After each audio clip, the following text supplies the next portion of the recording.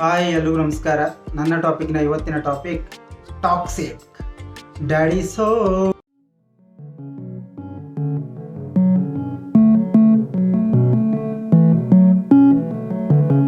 ಸಕ್ಕತ್ತಾಗಿದೆ ಮಾತ್ರ ಟೀಸರು. ಒಳ್ಳೆ ಹಾಲಿವುಡ್ ಇಂಗ್ಲೀಷ್ ಮೂವಿ ನೋಡೋ ಥರ ಫೀಲ್ ಆಯಿತು. ಒಂದು ಸೆಕೆಂಡು, ಯಾವುದೋ ನಮ್ಮ ಕನ್ನಡ ಮೂವಿ ಅಲ್ಲ ಇದು, ಇಂಗ್ಲೀಷ್ ಮೂವಿ ಟೀಸರ್ ನೋಡ್ತಾ ಇದ್ದೀವಿ ಅನ್ನೋ ಥರ ಫೀಲ್ ಆಯಿತು. ಒಂದೊಂದು ಪ್ರೇಮನು ಸಕ್ಕತ್ತಾಗಿ ತೋರಿಸೋರು ಮಾತ್ರ ಯಶ್ ಅವ್ರನ್ನ. ಟೀಸರೇ ಈ ರೇಂಜಿಗೆ ಐತೆ, ಇನ್ನು ಮೂವಿ ಯಾವ ರೇಂಜಿಗೆ ಇರಬೇಡ.